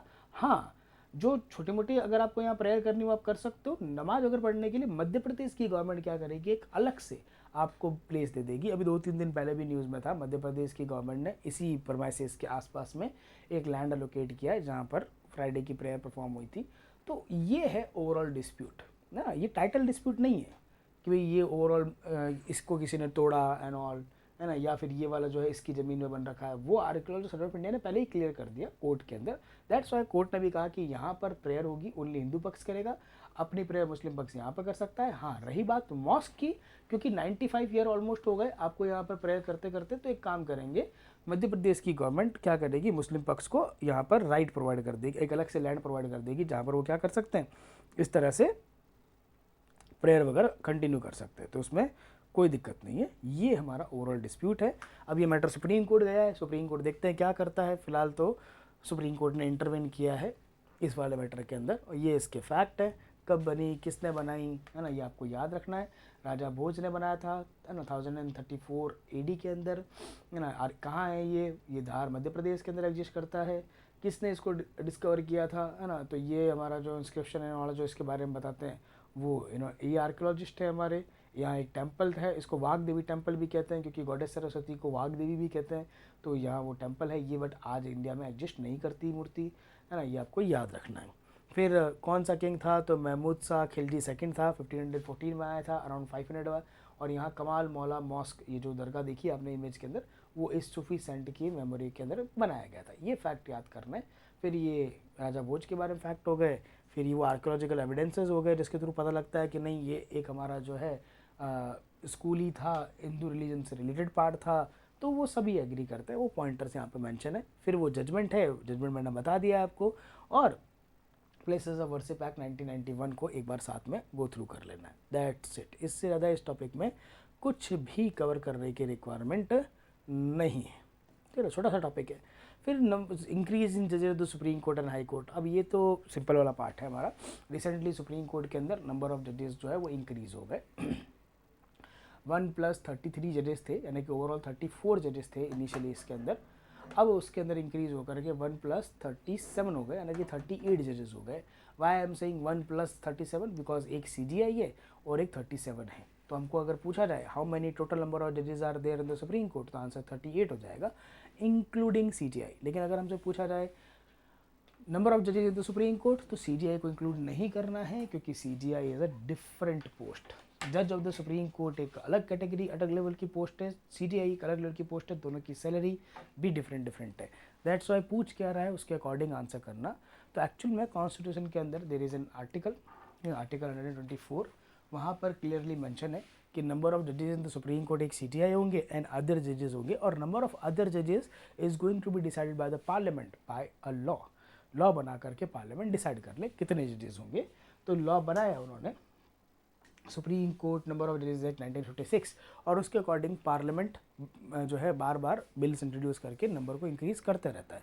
ओरिजिनली जो हमारा नंबर ऑफ जजेस थे वो 1+7 हुआ करते थे, एक CGI एंड 7 अदर जजेस, यानी कि 8 की स्ट्रेंथ थी। अभी स्ट्रेंथ कितनी है हमारा 1+37। इससे पहले 1+33 यानी कि 34 जजेस हुआ करते थे। ये आपको इसमें याद रखना है। नाउ नेक्स्ट पार्ट वही अबाउट द सुप्रीम कोर्ट। तो स्टैटिक पोर्शन आ जाता है फिर हमारा कि सुप्रीम कोर्ट कब बना, कि सर 28 जनवरी 1950 को बना। ये इंडिया के अंदर अपेक्स कोर्ट है, जिसे रिप्लेस किया था फेडरल कोर्ट एंड हमारा ब्रिटिश प्राइवी काउंसिल को। फिर कॉन्स्टिट्यूशन के कौन से पार्ट में है ओवरऑल, तो पार्ट नंबर 5 के अंदर है, फ्रॉम आर्टिकल 124 टू 147। ये सारे आर्टिकल्स डील करते हैं विद द सुप्रीम कोर्ट, चाहे वो स्ट्रक्चर हो, चाहे वो अपॉइंटमेंट हो, चाहे वो पावर से रिलेटेड पार्ट हो, इंक्लूडिंग द रिमूवल वाला पार्ट, सब कुछ इसमें दे रखा है। सुप्रीम कोर्ट को हम guardian of the Indian constitution and final interpreter भी कहते हैं, ये आपको याद रखना है। गार्जियन का मतलब protector of the Indian constitution, insuring कि government is not misusing it. कोई लॉ ऐसा नहीं है, कोई पर्टिकुलर स्कीम ऐसी नहीं है, कोई ऑर्डर ऐसा नहीं है जो कॉन्स्टिट्यूशन को वॉलिड करता है। अगर करता है तो you can approach the supreme court. And final interpreter का मतलब होता है in case any kind of confusion is there regarding the constitutional provision, तो फाइनल उसको डिफाइन कौन करेगा, सुप्रीम कोर्ट करेगा, है ना। ये आपको याद रखना है। अभी जज कितने हो गए 1+37, ओरिजिनल कितने थे 1+7। कौन इंक्रीज कर सकता है नंबर ऑफ जजेस के स्ट्रेंथ को, तो पार्लियामेंट कर सकता है in case of supreme court. Whereas in case of high court ये काम प्रेसिडेंट ऑफ इंडिया कर सकता है। कौन कर सकता है, प्रेसिडेंट ऑफ इंडिया कर सकते हैं। ये पॉइंटर आपको अच्छे से गो थ्रू कर लेना है। फिर अपॉइंटमेंट का प्रोसीजर है, तो देखो अपॉइंटमेंट के प्रोसीजर के अंदर एक हिस्ट्री है, वो गो थ्रू करनी है। मैं ध्यान से मैं बोल रहा हूँ, तुम ध्यान से सुनना। जो लिखा है इंडियन कॉन्स्टिट्यूशन में वो ये लिखा है कि जजेस of the supreme court is going to be appointed by the president. क्या लिखा है कि जजेस ऑफ द सुप्रीम कोर्ट जो रहेंगे वो कौन अपॉइंट करेंगे, प्रेसिडेंट ऑफ इंडिया करेंगे। एंड किससे पूछ के करेंगे, तो उसके लिए कुछ लैंग्वेज लिखी है आगे, ध्यान से पढ़ना। CGI is appointed by President after consultation with such other judges of the Supreme Court and High Court as he deems necessary। मतलब जो CGI को अपॉइंट करना होगा तो प्रेसिडेंट कंसल्ट करेंगे फ्यू जजेस से। अब वो फ्यू कितने पता नहीं, सच अदर जजेस of supreme court and high court as he deems necessary, मतलब जितना उनको ठीक लगे। ठीक है, तो ये याद रखना, यहाँ नंबर डिफाइन नहीं किया कॉन्स्टिट्यूशन ने। Similarly in case of other जजेस अगर बात करें तो कहा अपॉइंटेड बाय अदर जजेस are appointed by the president after consultation with the CGI and such other जजेस of the supreme court and high Court. यहाँ जब अदर जजेस को अपॉइंट करेंगे तो प्रेसिडेंट एक तो उनके सीनियर यानी कि हमारे CGI को, और बाकी जो अदर जजेस जितना उनको ठीक लगे उनसे भी कंसल्ट करेंगे। यही लिखा है in the Indian constitution article number 124 clause 2 में कि appointed by president in consultation with the CGI, अगर अदर जजेस को कर रहे हैं तो विद अदर सम अदर जजेस एज ही डीम्स नेसेसरी। कौन से सम, कितने सम पता नहीं, जो उनको ठीक लगे, है ना। सुप्रीम कोर्ट और हाई कोर्ट के, कौन सा हाई कोर्ट नहीं पता, सुप्रीम कोर्ट के कितने नहीं पता। अब इसी को लेकर के कन्फ्यूज़न हुआ। एक तो फर्स्ट थिंग ये सच कितने, सच अदर जजेस कितने, ये डिफाइंड नहीं है। दूसरा एक इम्पॉर्टेंट पार्ट आता है, हमने कॉन्स्टिट्यूशन में पढ़ा है कि president is appointed by elected matter, क्योंकि हम लोग प्रेसिडेंट को अपॉइंट करते हैं तो एक इलेक्टेड मैनर के अंदर उसको अपॉइंट करते हैं। बट प्रेसिडेंट के पास इलेक्टेड मेंबर होने के बाद, इलेक्टेड हेड होने के बाद भी पावर नहीं है, क्योंकि सारे के सारे जो powers mention in the name of president of India है, एक्चुअल में प्रेसिडेंट किसकी रिकमेंडेशन पे कर रहा है? पीएम एंड उसकी काउंसिल ऑफ मिनिस्टर पे। यानी कि president is going to act as per the aid and advice of the council of minister head by prime minister. जो पीएम और उसकी काउंसिल ऑफ मिनिस्टर कहेंगे एग्जैक्टली वही काम प्रेसिडेंट करेंगे। लेकिन यहाँ तो कह रहा है हमारा कि president is going to consult with CGI and such other जजेज ऑफ द सुप्रीम कोर्ट और हाई कोर्ट। तो यहाँ बात किसकी मानेंगे? क्योंकि कॉन्स्टिट्यूशन है सेइंग कि आपको एडवाइस पर काम करना है पीएम और काउंसिल मिनिस्टर की, but whereas in the case of appointment of the supreme court जजेस एंड हाई कोर्ट ऑल्सो, यहाँ कह रहा है कंसल्ट करो विद द सीजीआई। कन्फ्यूजन हुआ? तो यह पूछना जरूरी है कि सर इस कंसल्टेशन वर्ड का मतलब क्या है, बाइंडिंग या नॉट बाइंडिंग? तो ये कंसल्टेशन या फिर ये एक वर्ड सुप्रीम कोर्ट में हिस्ट्री बन गया, और एक नहीं दो नहीं तीन केस हो गए सिर्फ एक वर्ड की वजह से, कंसल्टेशन एंड सच अदर जजेस की वजह से। तो सबसे पहले फर्स्ट जजेस केस, और सुप्रीम कोर्ट ने यहाँ क्लियरली डिफाइन कर दिया कंसल्टेशन डजंट मीन कंकरेंस। मतलब कि सर जो आपने consultation with the judicial member किया है, यानी कि सीजीआई एंड अदर जजेस से किया है, वो सिर्फ एक्सचेंज ऑफ व्यूज़ है, not binding on president of India. यानी कि प्रेसिडेंट ऑफ इंडिया किसकी एडवाइस पे काम करेगा? Only and only council of minister head by prime minister. हाँ, वो कंसल्टेशन कर सकता है सीजीआई एंड सच अदर जजेस से इन अपॉइंटमेंट, लेकिन बाइंडिंग उनकी एडवाइस नहीं, वो सिर्फ एक्सचेंज ऑफ व्यूज़ है, उनको ठीक लगेगा तो मान लेंगे। तो यहाँ उन्होंने क्लियरली बोल दिया कि executive is more powerful then judiciary. Clear? But इस केस में कंसर्न हो गया रिजल्ट में कि सर अगर एग्जीक्यूटिव का रोल है इन द अपॉइंटमेंट प्रोसेस, तो ये तो हमारी जुडिशरी की इंडिपेंडेंस से बिल्कुल डिफरेंट है, क्योंकि कॉन्स्टिट्यूशन के अंदर क्लियरली मेंशन है इन द आर्टिकल नंबर 50 बीपीएसपी में, separation of judiciary from executive. यानी कि जुडिशरी के फंक्शंस के अंदर हमारा एग्जीक्यूटिव इंटरवेन नहीं करेगा। यहाँ तो एग्जीक्यूटिव इज अपॉइंटिंग, तो जुडिशरी इंडिपेंडेंट कैसे हुई? चांसेस आर देयर कि वो ऐसे लोगों को अपॉइंट कर देंगे जिसकी वजह से जुडिशरी की इंडिपेंडेंस को कोई हार्म हो जाए या फिर कोई इमेज ही ख़राब हो जाए, है ना, बायस पर्सनस आ सकते हैं। दैट्स वाई वो क्या कर रहे हैं, सेकंड जजेस केस, यानी कि इसी चीज़ को रिव्यू करने के लिए अपील कर गए कि सर एक बार वापस रिव्यू करो इसको। तो 1993 सेकंड जजेस केस होता है, और वहाँ ये डिसाइड हुआ, सुप्रीम कोर्ट ने अपने ही डिसीजन को ओवरटर्न कर दिया और कह दिया कंसल्टेशन मीन्स कनकरेंस। मतलब कि जब प्रेसिडेंट ने सजेशन लिया है regarding the appointment with from the CGI या फिर सच अदर जजेस, जो मेरे को ठीक लगे, तो जुडिशरी की बात माननी होगी। बात किसकी माननी होगी? जुडिशरी की बात माननी होगी। It is very very necessary, ना कि पीएम और काउंसिल ऑफ मिनिस्टर। बाकी केसेस माने पीएम और काउंसिल ऑफ मिनिस्टर की बात, but in case of appointment और जजेस ऑफ द सुप्रीम कोर्ट और हाई कोर्ट, यहाँ किसकी बात मानेंगे? जुडिशरी की। यानी कि इन्होंने यहाँ पर ये क्लियर कह दिया कि judiciary is powerful then executive in case of appointment of the जजेस। साथ में एक बात और कह दी कि एडवाइस जो सीजीआई देंगे वो बाइंडिंग होगी ऑन प्रेसिडेंट, और सच अदर जजेस का नंबर उन्होंने डिफाइन कर दिया। कोई सच अदर जजेस भी तो डिफाइन नहीं थे ना कि कितने अदर जजेस, इन्होंने कह दिया 2 अदर जजेस होंगे, लेकिन बात किसकी बाइंडिंग होगी? वो होगी सीजीआई की। वंस अगेन यही रीज़न बना थर्ड जजेस केस का कि सर अगर 3 लोग हैं तो डिसीजन 3-0 या 2-1 से होना चाहिए ऑब्वियसली। बट यहाँ तो आप कह रहे हो कि ओनली सीजीआई की बात मानेंगे। अगर सीजीआई कह रहा है अपॉइंट करो, बाकी 2 कह रहे हैं मत अपॉइंट करो, तो बात सीजीआई की मान रहे हैं। सीजीआई कह रहा है अपॉइंट मत करो, बाकी 2 कह रहे हैं अपॉइंट करो, फिर भी बात सीजीआई की मान रहे हैं। तो इन 2 पर्सन्स को अपॉइंट करने का सेंस क्या है फर्स्ट ऑफ ऑल, और how we can ignore the majority? क्या ये नहीं हो गया कि पहले यू वर सेइंग कि एग्जीक्यूटिव आर्बिट्री हो सकता है, तो यहाँ तो एक सिंगल मेंबर सीजीआई भी तो आर्बिट्री हो सकता है ना? ये जो एक अकेले पर्सन को आपने इतनी पावर दे दी, ये तो गलत बात है। इस वजह से इसको रिव्यू करने के लिए प्रेसिडेंशियल रेफरेंस आया। थर्ड जजेस केस प्रेसिडेंशियल रेफरेंस था, प्रेसिडेंट ने अपनी पावर को यूज़ किया था एंड यह क्वेश्चन पूछा था। You need to answer me in the comment section. Presidential reference जो है कॉन्स्टिट्यूशन के कौन से आर्टिकल के through president can ask for legal advice? तो इसमें क्या किया उन्होंने, अपनी गलती ठीक की और कहा कि नहीं, sole opinion of the CGI work नहीं करेगा, we are going to appoint 4 senior most जज, 1 CGI एंड 4, जैसे यहाँ 2 किया था वो 2 को इंक्रीज करके 4 कर दिया, और कह दिया यहाँ ये जो 5 मेंबर की बॉडी बनेगी जिसको हमने कॉलेजियम कहा एक्चुअल में, उसमें अगर 4 में से कोई भी अपॉइंटमेंट करना है तो 4 में से कम 3 मेंबर CGI के फेवर में होने चाहिए। देखो 4 मेंबर ये हो गए, एक CGI हो गया, 5 लोग हो गए, तो एक्चुअल में तो डिसीजन 504132 से भी आ सकता है कि एक CGI को यहाँ 4 में से 2 लोगों का ओपिनियन रिक्वायर्ड है अपने फेवर में, बट उन्होंने मना कर दिया, ऐसा नहीं होगा।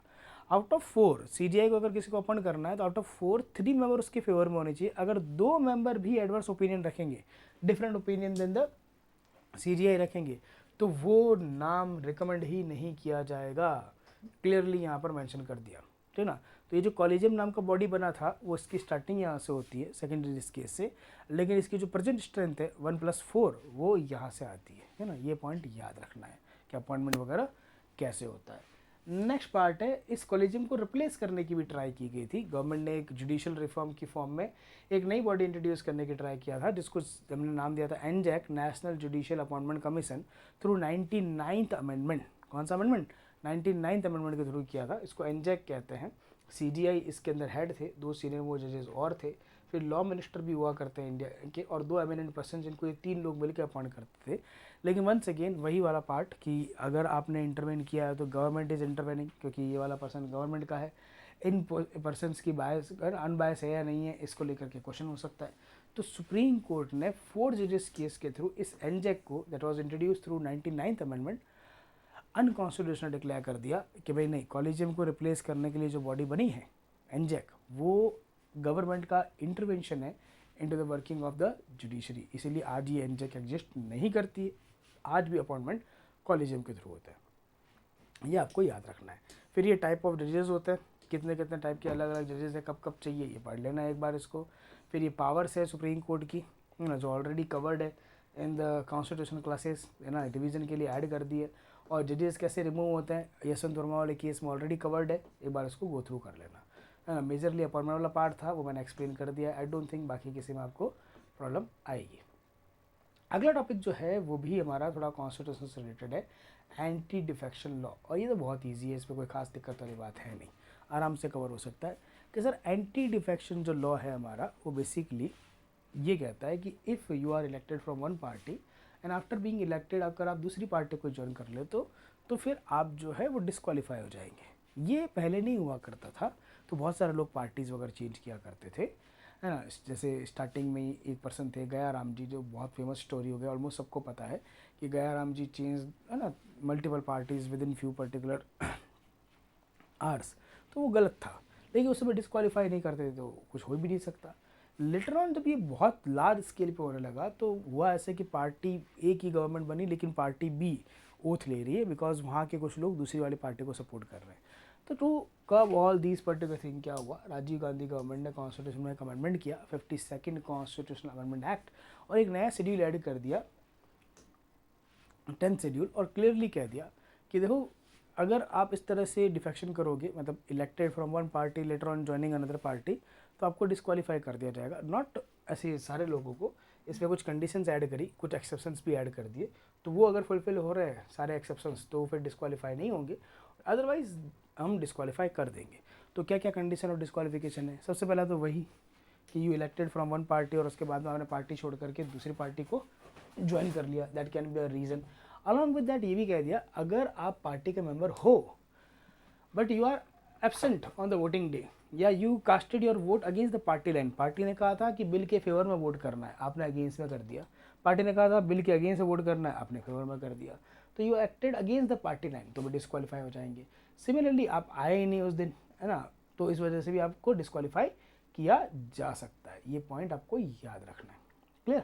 नेक्स्ट पार्ट इसके अंदर आता है कि अगर कोई इंडिपेंडेंट मेंबर है, मतलब not belonging to any particular party, ना कांग्रेस से है ना समाजवादी पार्टी से, किसी से नहीं है, अलग अलग पार्टी से नहीं होकर के इंडिपेंडेंट, निर्दलीय जिसको कहते हैं हम लोग, वो अगर किसी पर्टिकुलर पार्टी को ज्वाइन कर ले आफ्टर विनिंग द इलेक्शन, उसको भी इमीडिएटली डिस्क्वालीफाई कर देंगे। रीज़न कि जब आपने जनता से वोट मांगा तो आप यू साइड की, देखो मेरे में क्या अलग है, मैं किसी पॉलिटिकल पार्टी से बिलोंग नहीं करता, तो मैं पार्टी इंटरेस्ट में काम ही नहीं करूँगा, है ना। You are going to elect me और मैं आपके एरिया के डेवलपमेंट के लिए काम करूँगा। तो यहाँ ना आपने क्या कर दिया, you join a political party तो वोटर्स के साथ फ्रॉड कर दिया, तो ना बेसिक जो आपका डेमोक्रेटिक वैल्यू होता है वही नहीं रहा, तो इस वजह से आप भी डिस्क्वालीफाइड हो।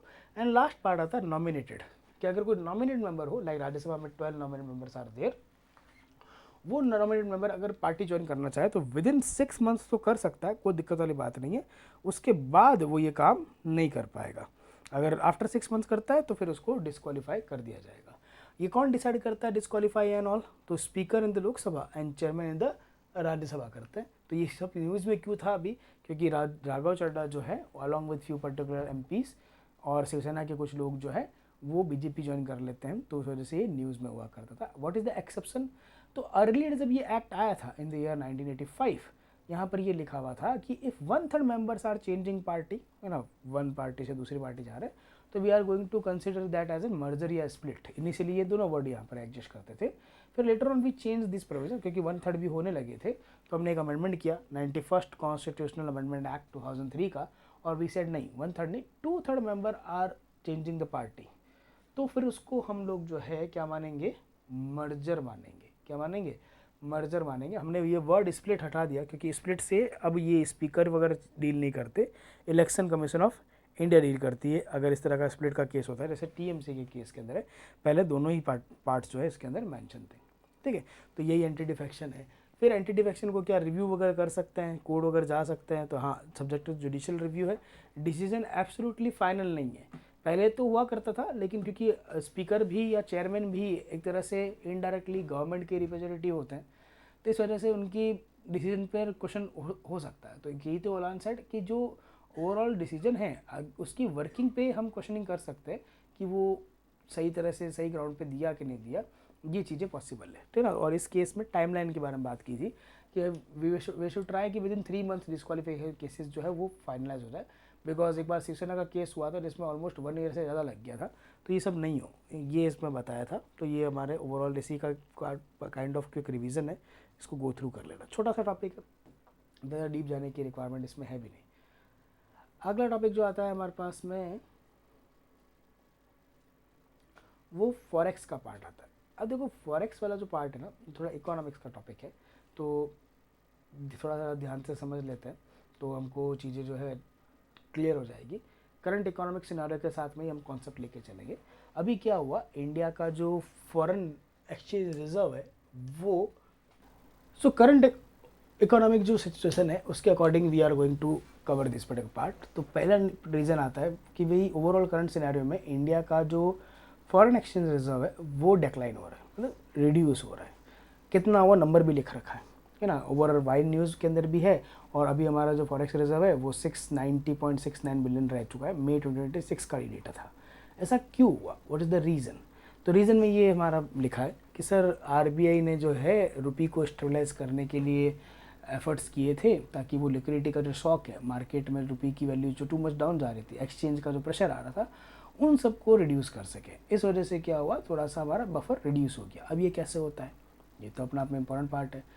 तो देखो इसमें जब हम पेज अप करेंगे तो एक पार्ट आएगा सबसे एंड में, आई थिंक सो, फॉरेक्स के कंपोनेंट लिखे हुए होंगे। फॉरेक्स के या फॉरेन रिजर्व के 4 कंपोनेंट होते हैं। सबसे पहला फॉरेन करेंसी आता है, फिर गोल्ड आता है, फिर एसडीआर आता है, और फिर रिजर्व बफर आता है with IMF. SDR and reserve buffer दोनों के दोनों आईएमएफ से डील करते हैं। जब कभी भी कंट्री की करेंसी के ऊपर एक्स्ट्रा प्रेशर आ जाए ड्यू टू मच लिक्विडिटी, है ना, या फिर हमारा फॉरेन जो ओवरऑल हम इंपोर्ट करते हैं क्योंकि पे तो करना ही है हमको, या फिर हमारे एक्सचेंज वैल्यू में चेंजेस आ जाए, तो आरबीआई कुछ मेजर्स लेता है। क्या मेजर्स लेता है कि सर एक ऑप्शन हो सकता है हमारे पास, जैसे रुपये की वैल्यू डाउन चलेगी डॉलर के कंपैरिजन में, तो हम क्या करें, मार्केट में डॉलर के लिक्विडिटी को, डॉलर के फ्लो को इंक्रीज़ करते हैं।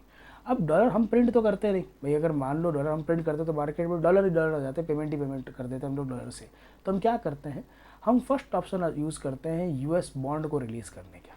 यूएस बॉन्ड जैसे गवर्नमेंट सिक्योरिटीज़ होती है अपने केस में, वैसे ही उनकी जो गवर्नमेंट सिक्योरिटी उसमें one of the option, one of the tool जो है वो यूएस बॉन्ड है। कि हमने क्या किया, यूएस बॉन्ड में को ले जा करके सेल कर दिया। यूएस बॉन्ड को जब हम सेल करते हैं तो मार्केट में यूएस डॉलर रिलीज़ होते हैं। हमको तो पैसा कन्वर्ट होकर रुपये में आएगा, लेकिन वो हमारी इकोनॉमी में नहीं आएगा, वो सीधा आरबीआई के पास चला जाएगा, वो मार्केट में सर्कुलेट होने के लिए नहीं आएगा। काउंट तो करेंगे हमारे ओवरऑल पैसे में, लेकिन वो आरबीआई के पास रह जाएगा। इससे मार्केट में रुपये की लिक्विडिटी कम हो जाएगी और लिक्विडिटी डॉलर की इंक्रीज़ हो जाएगी। लिक्विडिटी इंक्रीज मतलब डॉलर का क्वांटिटी मार्केट में ज़्यादा हो जाएगा। तो अगर डिमांड है उसमें मैं सप्लाई तेज़ कर दूँ तो चीज़ें थोड़ी स्टेबल हो सकती है, तो रुपये की डॉलर के कंपैरिजन रुपये थोड़ा स्टेबलाइज हो सकता है, लेकिन ये एक up to a limit is possible है, आप ऐसा बहुत ज़्यादा नहीं कर सकते। अब प्रॉब्लम क्या है हमारे केस में कि सर हम ना टू मच इम्पोर्ट करते हैं, तो इम्पोर्ट जो कर रहे हैं उसका पेमेंट किस में जा रहा है, एक्सपोर्ट में जा रहा है। अगर हम एक्सपोर्ट ज़्यादा कर रहे हैं तो इन दैट पर्टिकुलर सिनेरियो हमको डॉलर में पेमेंट करना ही है। अभी हुआ ये कि डॉलर का पेमेंट तो हम करने को रेडी है, लेकिन हम जो एक्सपोर्ट कर रहे थे उससे जो पेमेंट आ रहा था वो भी इतना नहीं आ रहा, क्योंकि वर्ल्ड में क्राइसिस चल रहा है, तो जहाँ जा रहा था वो नहीं हो पा रहा। थोड़ा डोनाल्ड ट्रंप ने टैरिफ खेल खेल के परेशान कर रखा है हमको, वो अपना आप में कंसर्न है। तो हमारे पास जो डॉलर आने का, फॉरेन करेंसी आने का मोड था, वो एक तो था रेमिटेंस, जो गल्फ वाले रीजन के अंदर जो क्राइसिस चल रहा है उससे दिक्कत हो रखी है। एक हमारा जो है यूएसए से भी आता था, लेकिन उसमें भी tariff and all charges and all लगा लगा के ऑलरेडी उसको लिमिट कर रखा है। और दूसरा था एक्सपोर्ट वाला पार्ट। तो जब ये सब नहीं हो पा रहा होता है तो हमको अपने रिजर्व में से पैसे को निकालना पड़ता है। तो आरबीआई ने क्या किया, कुछ रुपये भी रिलीज़ किया, कुछ डॉलर भी रिलीज़ किए अपनी करेंसी के अंदर जो अवेलेबल थे। यूएस बॉन्ड वगैरह तो था ही था, उसमें से कुछ डॉलर भी थे। उस वजह से फॉरेक्स डाउन आ गया। बात गोल्ड बेचने तक नहीं आई है कि ना, सिर्फ और सिर्फ हमारा जो ओवरऑल करेंसी था वो उस रुपये को स्टेबलाइज करने के लिए मार्केट में डॉलर रिलीज़ किए थे, जो अपना आप में कंसर्निंग इसीलिए बन गए क्योंकि अगर फॉरेक्स में इनफ पैसा नहीं है तो आपके पास जो फॉरेक्स आ रहा है वो उतना लार्ज क्वांटिटी में भी नहीं आ रहा। क्योंकि दूसरा जो ऑप्शन होता है हमारे पास फॉरेक्स आने का, वो इन्वेस्टमेंट होता है, और इंडिया के अंदर जो इन्वेस्टमेंट हो रहा है वो ओवरऑल मनी जो इन्वेस्टेड है वो ड्यूरेशन कम हो गया है, आउटफ्लो इंक्रीज हो गया था। दैट्स वाई पैसा अगर $100 आया है तो एक्चुअल में प्रॉफिट शॉर्ट टर्म में कमा करके $105 बाहर जा रहा है, तो हमको वो $100 तो देने ही है जो पहले ऑलमोस्ट काफ़ी टाइम पीरियड तक इंडिया में इन्वेस्टेड रहता था, जल्दी देने हैं। और उसके साथ प्रॉफिट अगर बुक हुआ है तो वो पैसा भी आरबीआई के थ्रू जाएगा। तो इस वजह से इंडिया का फॉरेक्स जो है थोड़ा डिक्लाइन हुआ। इस वजह से हमारा जो एक और रीज़न है इसी के अंदर कि हमारा जो करंट अकाउंट होता है वो भी डेफिसिट, ऑलरेडी डेफिसिट में ही है, वो वाइड हो गया, वो और इंक्रीज़ हो गया। ऐसे कैसे इंक्रीज़ हो गया कि सर ओवरऑल जो हमारा करंट अकाउंट मतलब जो हम इंपोर्ट एक्सपोर्ट वगैरह करते हैं उसमें जो कंटेंसी ट्रांजैक्शन हो रहा है उसमें हम इंपोर्ट ज़्यादा करते हैं, एक्सपोर्ट कम करते हैं, तो हमारा ओवरऑल करंट अकाउंट डेफिसिट में ही चल रहा है। क्योंकि crude oil is a major source जो हम लोग इंपोर्ट करते हैं, और गोल्ड वगैरह जैसी नॉन एसेंशियल थिंग्स भी हम इंपोर्ट करते हैं। तो इन दैट केस आपको डॉलर के कंपैरिजन में डेप्रिशिएट होने की वजह से ज़्यादा डॉलर देने पड़ रहा है, और अगर वो क्रूड ऑयल महंगा हो गया है तो और ज़्यादा डॉलर देने पड़ेंगे। तो करंट अकाउंट जो ऑलरेडी डेफिसिट में था वो और ज़्यादा इंक्रीज़ हो गया। इसको जो है गोल्ड के rising prices and crude oil की जो प्राइसेस है उन दोनों ने और सीवियर बना दिया। इस वजह से गवर्नमेंट को कुछ मेजर्स लेने पड़े कि सर इतना क्या सीवियर हो गया, ये इतना क्या खतरनाक बात हो गई। तो यहाँ ये शो करता है कि इंडिया के अंदर अगर हम नॉन असेंशियल्स की बात कर ली जाए, क्रूड ऑयल के अलावा चीज़ों की बात कर ली जाए, तो ओवरऑल 50% ऑफ स्पेंडिंग जो foreign travel and foreign weddings के ऊपर हुई है, दैट शोज़ कि हमारा जो अननेसेसरी एक्सपेंडिचर है वो भी टू मच इंक्रीज़ हो गया। अननेसेसरी मतलब जो नॉन असेंशियल्स पर है, शादी तो इंडिया में भी की जा सकती है किसी जगह के ऊपर, है ना, या फिर हम जो फॉरेन ट्रैवल वगैरह कर रहे हैं वो इंडिया में भी घूम सकते हैं, लेकिन ठीक है ये डेटा है जो हमको कवर करना है। इससे क्या हो गया कि गवर्नमेंट के ऊपर फाइनेंशियल स्ट्रेस इंक्रीज़ हो गया, क्योंकि एनर्जी नीड के लिए तो ऑब्वियसली क्रूड ऑयल चाहिए ही चाहिए। ये तो कर नहीं सकते कि सर क्राइसिस हो गया तो अब हमको पेट्रोल बंद कर दो घर पे, साइकिल से चलो, प्रैक्टिकली पॉसिबल नहीं है। और क्योंकि ये क्रूड ऑयल सिर्फ पेट्रोल और डीजल तो बना नहीं रहा है, बाकी कई सारी इंडस्ट्री के लिए रॉ मटेरियल का काम करता है, फर्टिलाइजर के अंदर भी काम आता है। तो इस वजह से गवर्नमेंट में को लगा कि भाई क्राइसिस इज़ देयर, अब इलेक्शन वगैरह खत्म हो गए तो लाओ डिस्कस करते हैं और इसको सॉल्व करने की ट्राई करते हैं।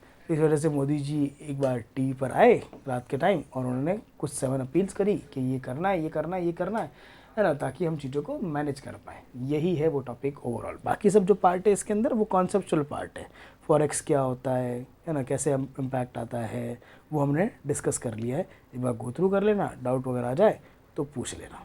सिंपल टॉपिक है, ज़्यादा डीप जाने की रिक्वायरमेंट नहीं है, डेटा के थ्रू हमने इसको कवर कर लिया है। अब बाकी का जो टॉपिक है वो सिर्फ फैक्चुअल टॉपिक है, तो मतलब इसमें कुछ ज़्यादा खास एक्सप्लेन करने लायक पार्ट है नहीं। ये एक बार टॉपिक क्लैट में आ भी चुका है, तो क्लैट ये रिपोर्ट हर बार मई में ही आती है, फिर भी क्लैट में आ चुका है, तो अपने आप में इंपॉर्टेंट है। एग्जामिनर इसके ऊपर क्वेश्चन वगैरह पूछ सकता है हमसे। तो वर्ल्ड प्रेस फ्रीडम इंडेक्स जो है वो 2002 से रिलीज़ हो रही है, RSF रिपोर्टर्स विदाउट बॉर्डर्स, इसको इंग्लिश का ट्रांसलेशन यही है, French translation reporters sans frontier है, ये इसको रिलीज़ करता है। 180 कंट्रीज़ आर देयर जो इन 5 पैरामीटर्स के ऊपर कंट्रीज़ को रैंक करती है फ्रॉम 0 to 100। इस बार भी इसने क्या किया है, रैंक किया है कंट्रीज़ को, और रैंक करके ये बताया कि भाई हाँ कुछ कुछ चीज़ें ऐसी है जो कंसर्निंग है फ्यू रीजन्स के लिए, और कई कई पर चीज़ें अच्छी भी चल रही है। तो they are saying in the very first point कि जो ग्लोबल प्रेस फ्रीडम है उसमें जो गुड लेवल ऑफ हमारा जर्नलिज्म है वो सिर्फ ऐसी कंट्रीज़ में है जिनकी ओवरऑल पॉपुलेशन साइज 1% ही है।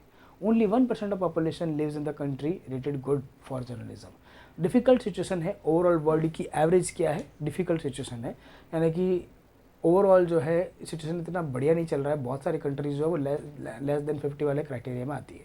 सबसे अच्छा कहाँ हालात हैं, तो वो जो नॉर्वे की कंट्रोवर्सी हुई थी, मोदी जब गए थे, तो वो तो आपको पता ही है। तो नॉर्वे जो है नंबर 1 के ऊपर आता है, followed by Netherlands, Estonia, Denmark and Sweden. अब देखो कंफ्यूज नहीं होना, ये वाला जो पर्टिकुलर पार्ट हमारा दे रखा है, ये करंट वाला पार्ट दे रखा है। इसके साथ एक इन्फोग्राफिक भी है जहाँ ये टॉपिक एंड होता है, वहाँ भी कुछ रैंक्स दे रखी है, लेकिन वो कंपैरिजन के लिए दे रखी है ना, कि भाई फिर लास्ट ईयर ये थी, इस साल ये है, वैसे दे रखा है। तो इसीलिए नीदरलैंड्स उसमें 3rd प्लेस पे है, यहाँ 2nd प्लेस पे है। ये रॉन्ग नहीं है, ये करंट वाला पार्ट है, वो कंपैरिजन के लिए था, ठीक है। बॉटम पे कौन है, तो इरीट्रिया लास्ट आता है, उसके बाद नॉर्थ कोरिया, फिर चाइना, फिर ईरान और फिर सऊदी अरेबिया। ये लास्ट के टॉप 5 वाले पार्ट हो गए, ये कंट्री स्पेसिफिक थिंग हो गई। और कंट्रीज़ के बाद अगर बात कर दिया जाए रीज़न की, तो middle east and north Africa जो रीज़न है वो वर्ल्ड का डेडलीस्ट रीज़न है फॉर द जर्नलिस्ट। मतलब यहाँ पर तो जर्नलिस्ट को मार भी देते हैं ना लाइव कैमरा पे आकर के, ये वाला रीज़न है। क्योंकि कॉन्फ्लिक्ट्स है, कुछ विद इन कंट्रीज़ कॉन्फ्लिक्ट है, कुछ आर्मीज़ के इंटरवेंशन का कॉन्फ्लिक्ट है, कुछ टेररिज्म का कॉन्फ्लिक्ट है, और कुछ रूल्स इतने हमारा जो है आर्बिट्री हैं कि वो इस तरह की चीज़ें प्रमोट ही नहीं होने देते। फिर नेक्स्ट पार्ट आता है इंडिया की रैंक। तो इंडिया की रैंक में भी थोड़ा सा इम्प्रूवमेंट हुआ है नेगेटिव में। हम पहले इस प्लेस पर थे 151 पर, अभी हम 157 के ऊपर एडजस्ट करते हैं with the score of 31.96 and category है हमारी वेरी सीरियस, यानी कि less than the global average. Globally dangerous में है डिफ़िकल्ट वाला पार्ट के अंदर, अभी हम वेरी सीरियस वाले पार्ट के अंदर है। तो ये पॉइंटर याद रखना है। बाकी ये जो पॉइंट्स है ये सिर्फ समझने वाले पॉइंट्स हैं, मतलब एक बार रीड करने वाले फैक्ट्स हैं हमारे, तो ये तो आराम से याद हो ही जाएंगे। इसमें तो क्या ही मैं एक्सप्लेन करूँ, फैक्ट है, उसको गो थ्रू कर लेना। ये मत पढ़ना, अगर ज़्यादा कंफ्यूज करे तो ये मत पढ़ना, इसको रिमूव कर देना। अगला जो पार्ट है वो भी एक तरह का हमारा फैक्चुअल टॉपिक ही है, ज़्यादा डीप जाने की रिक्वायरमेंट उसमें भी नहीं है। ये है हमारे लीड्स रिपोर्ट। तो इसके फैक्ट्स आपको लर्न करने पड़ेंगे एक्चुअल में, और कोई ऑप्शन नहीं है। इसके जो स्टेट्स का परफॉर्मेंस दे रखा है वो आपको गो थ्रू करना है। अब ये लीड्स रिपोर्ट क्या है कि सर इंडिया के अंदर जो लॉजिस्टिक्स की कॉस्ट है, एक चीज़ बनने से लेकर के मार्केट में आने तक की जो कॉस्ट है वो ग्लोबल जीडीपी से बहुत हाई है। अगर global GDP 3-4% on logistics spend कर रहा है, तो हम 8 to 10% कर रहे हैं, जो ओवरऑल प्रोडक्ट की कॉस्ट को इंक्रीज़ कर देता है। और क्योंकि टू मच कॉस्ट है तो हम एक मेजर ग्लोबल सप्लाई चेन का वैल्यू एडिशन का पार्ट ही नहीं है। क्यों? क्योंकि इंडिया के अंदर आकर के कॉस्ट ऑफ सप्लाई इंक्रीज़ हो जाती है, कॉस्ट ऑफ द प्रोडक्ट जब वो इंक्रीज़ हो गया तो ऑब्वियसली फाइनल प्रोडक्ट भी इंक्रीज़ हो जाएगा और डिले भी हो जाएंगे, बिकॉज हमारा lack of infra is there. तो कोई ग्लोबली अगर कोई चीज़ जा रही है तो हम एक मेजर कंपोनेंट हो सकते थे, लेकिन है नहीं फिलहाल के लिए। टू इम्प्रूव दिस हमारी गवर्नमेंट ने क्या किया, एक इंडेक्स रिलीज़ किया जिसका नाम रखा लीड्स। हम इन्हें ट्रैक करना स्टार्ट किया एक्चुअल में कि भाई कौन सा स्टेट कितना अच्छा परफॉर्म कर रहा है टू इम्प्रूव द लॉजिस्टिक्स, और जो अच्छा करेगा उसके लिए हम उसको फंड्स वगैरह प्रोवाइड करेंगे, जो नहीं करेगा उसको और बेटर वे में हेल्प करेंगे। तो we try to promote through this index, we try to promote cooperative federalism के साथ साथ में कम्पिटिटिव फेडरलिज्म, कि चलो स्टेट मिलकर तो काम करेंगे ही करेंगे, बट एक दूसरे के साथ भी कम्पीट करना इज नेसेसरी। तो ये जो लीड्स है ये stands for logistics ease across different state. 2018 के अंदर ये आया था। इंडिया की लॉजिस्टिक परफॉर्मेंस देखता है। वर्ल्ड बैंक का ऑलरेडी एक इंडेक्स एग्जिस्ट करता है जो कंट्रीज़ को कंपेयर करता है, उसी से इंस्पायर्ड होकर के है। और ये हमारी मिनिस्ट्री ऑफ कॉमर्स एंड जो इंडस्ट्री है उसके जो डिपार्टमेंट है उसके थ्रू प्रिपेयर होता है। जो स्टेट अच्छा परफॉर्म करता है उसको ये अवार्ड मिलता है जिसको लीप्स कहते हैं, है ना। ये अवार्ड अलग है और ये रैंक अलग है। इस बार वाले में चेंज क्या है कि पहले यहाँ पर ओनली 3 कैटेगरीज ऑफ स्टेट थे, इस बार उन्होंने 4 कैटेगरी यानी कि 4 टियर मॉडल बनाया है। तो एग्जाम्पलर हाईएस्ट हो गया, फिर हाई परफॉर्मर, फिर एक्सीलेटर, फिर ग्रोथ सीकर, और ये इस बार की ओवरऑल रैंक्स है। ये आपको याद करनी पड़ेगी। Major important exemplar and growth seeker की है, लेकिन बीच बीच में कुछ एक्स्ट्रा फैक्ट्स है वो आपको गो थ्रू करना है। तो I just added top states in the respective category, तो आपको याद हो जाएगा, कोई दिक्कत नहीं है।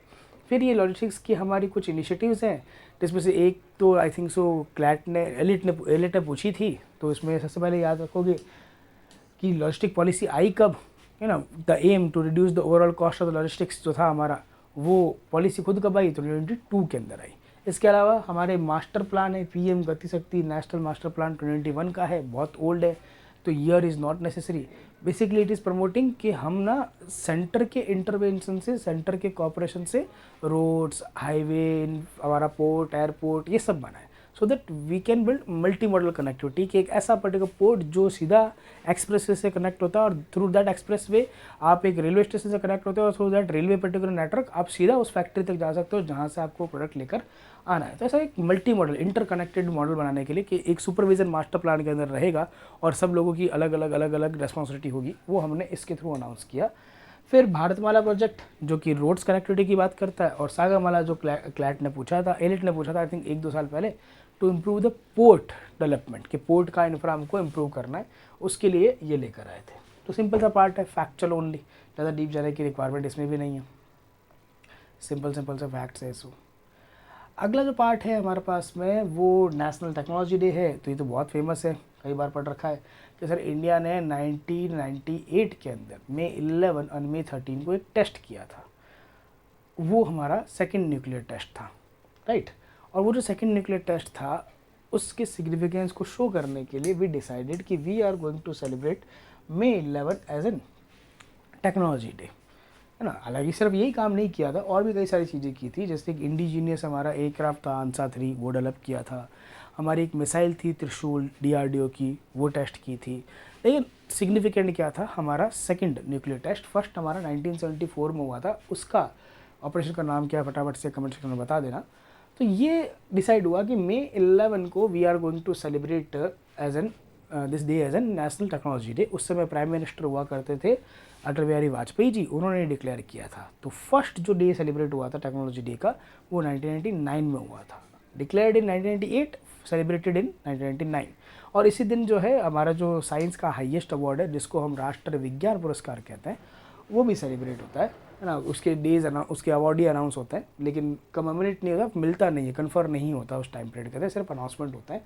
तो कब हमारा मिलता है किसी को, है ना, जो अवार्डीज अनाउंस हुए हैं वो याद रखना है आपको, वो आप बताओगे मुझे कमेंट सेक्शन में, फिर याद रखना। ये इस बार की थीम है, ये आपको याद रखना है, दैट्स इट। फिर इंडिया की न्यूक्लियर टेस्ट की हिस्ट्री है, पहली बार कब किया था एंड ऑल, तो वो तो पता ही होगा, नहीं याद है तो यहाँ से कवर कर लेना। फिर ये इंडिया की और टेक्नोलॉजिकल एडवांसमेंट है, जैसे ग्लोबल इनोवेशन इंडेक्स है, उसमें हमारी रैंक है। फिर हम वर्ल्ड में 3rd largest startup ecosystem hold करते हैं आफ्टर USA एंड चाइना। फिर हमारे जो फर्स्ट इंडिजीनियस सबमरीन है उसका नाम दे रखा है ब्रह्मोस, जो हमने फिलीपींस और अभी रिसेंटली इंडोनेशिया के साथ में शेयर करी, उनके साथ कॉन्ट्रैक्ट साइन किया है। तेजस हमारा इंडिजीनियस सुपरसोनिक एयरक्राफ्ट है। अरिहंत बैलिस्टिक मिसाइल जो आपकी अप्रैल की क्लैरिस से पूरा टॉपिक है। विक्रांत जो है वो इंडिया का फर्स्ट इंडिजीनियस एयरक्राफ्ट कैरियर है। ये सारे वो टेक्नोलॉजिकल हमारे एडवांसमेंट है जो अब तक हमने किए हैं, तो एक बार इसको गो थ्रू करना है। फैक्चुअल डेटा है ना, तो फैक्ट एक बार आराम से हो जाएंगे तो मुझे नहीं लगता कि समझने में दिक्कत आएगी। फिर भी आ जाए कि सर ये वाला वर्ड समझ में नहीं आया तो पूछ लेना, कोई दिक्कत नहीं है। और ये एक लास्ट छोटा सा टॉपिक है हमारा, that is international labour day. कि सर लेबर डे 1 मई को सेलिब्रेट होता है बिकॉज इन 1986 अमेरिका के शिकागो के अंदर एक मार्केट था जिसको हे मार्केट कहते थे। वहाँ कुछ वर्कर्स जो है वो डेमोन्स्ट्रेशन कर रहे थे, कुछ पर्टिकुलर प्रदर्शन कर रहे थे, डिमांडिंग कि सर हमको ना फिक्स वर्किंग आवर चाहिए, 8 आवर इन अ डे, वो चाहिए ऑन डेली बेसिस। तो वो वाला प्रोटेस्ट जो 86 का था, हे मार्केट के अंदर चल रहा था, थोड़ा सा वॉलेंट हो गया, फोर्स यूज़ किया वहाँ पर, कुछ लोगों की जो है वो हर्ट हो गए, कुछ लोगों की डेथ हो गई। तो उस इंसिडेंट के बाद में उनकी डिमांड तो मान ली गई थी। To show the significance of that day हमने उस इंसिडेंट को नाम दिया था हे मार्केट अफेयर्स। और to show the significance of that day first labour day announce हुआ इन ईयर 1989। 86 में नहीं, वो तो हुआ इंसिडेंट, लेकिन 89 में ये डिसाइड हुआ कि we are going to celebrate that day as an international labour day in 1989। फिर हमने भी सेलिब्रेट किया ब्रिटिश टाइम पीरियड में 1929 को है ना, ये आपको 1929 को ये याद रखना, वो 1889 और ये हमारा 1929 दोनों में डिफरेंस है। ये इस बार की थीम है, ये आपको गो थ्रू करनी है।